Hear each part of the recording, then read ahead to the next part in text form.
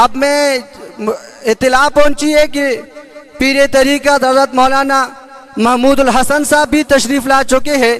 ان کے ساتھیوں سے گزارش ہے کہ وہ حضرت پیر صاحب کو آگے لے آئے. اور شیخ الحدیث حضرت مولانا شیخ خلیل الرحمن صاحب بھی مجمع میں کہیں ہے. ان سے بھی درخواست ہے, ان کے خادم سے بھی درخواست ہے کہ وہ شیخ صاحب کو آگے لے آئے.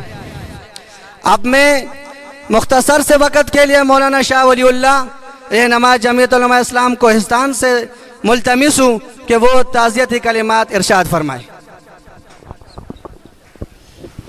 نحمده ونصلي على رسوله الكريم اما بعد فاعوذ بالله من الشيطان الرجيم بسم الله الرحمن الرحيم الذي خلق الموت والحياة ليبلوكم أيكم أحسن عملا.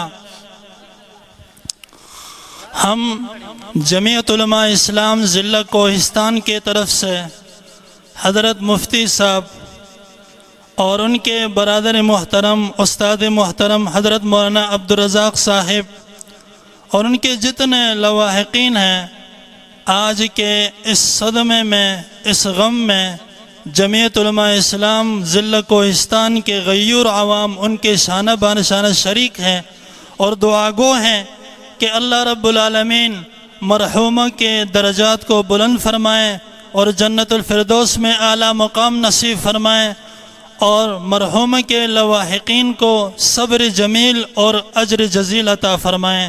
وآخر دعوانا الحمدللہ رب العالمین.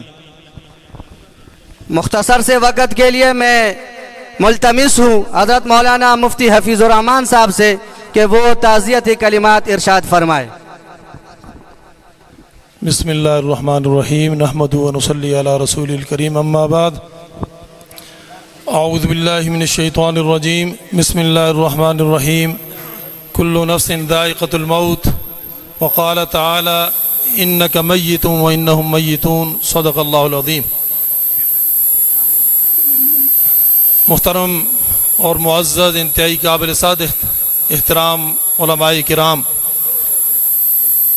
اور میرے دوستوں بزرگوں, میرے بھائیوں, ٹائم بالکل مختصر ہے تو ہم سب حضرت مفتی صاحب دامت برکاتہم اور شیخ الحدیث حضرت مولانا عبدالرزاق صاحب دامت برکاتہم کی والدہ محترمہ کے جنازے میں شرکت کے لیے حاضر ہیں. تو اس موقع پہ کوئی لمبی گفتگو تو نہیں ہو سکتی. تو موت یہ اٹل حقیقت ہے. موت زندگی کے خاتمے کا نام نہیں بلکہ اصل اور حقیقی زندگی کے آغاز کا نام ہے. تو ایک زندگی یہ دنیا کی ہے 60-70 سال 100 سال, اور ایک آخرت کی برزخ کی قبر کی زندگی ہے. یہ زندگی ہر انسان پہ, یہ موت ہر انسان پہ آنی ہے. انبیاء علیہ السلام پہ بھی آئی ہے. انک میت وانہم میتون, یہ وعدہ اللہ نے جو موت کا کیا تھا یہ وعدہ پورا ہوا ہے. آپ علیہ السلام بھی اس مرحلے سے گزرے ہیں. اور پھر قبر کی وہ طویل زندگی ہے, جب تک قیامت برپا نہیں ہو جاتی یہ زندگی باقی رہے گی. تو اللہ تعالی ہمیں اس منزل کی, اس قبر کی, اس آخرت کی زندگی کی تیاری کی اس موقع پہ ہم سب کو فکر نصیب فرمائے اور اللہ تعالی مرحومہ کے درجات بلند فرمائے.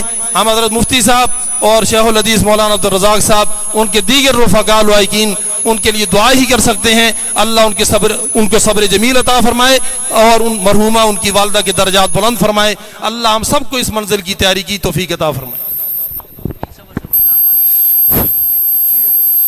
یہ راستہ درمیان میں خالی کر دے, پھر آپ سے گزارش کی جاتی ہے اور جو ساتھی اندر آ سکتے ہیں تو وہ اندر آئے.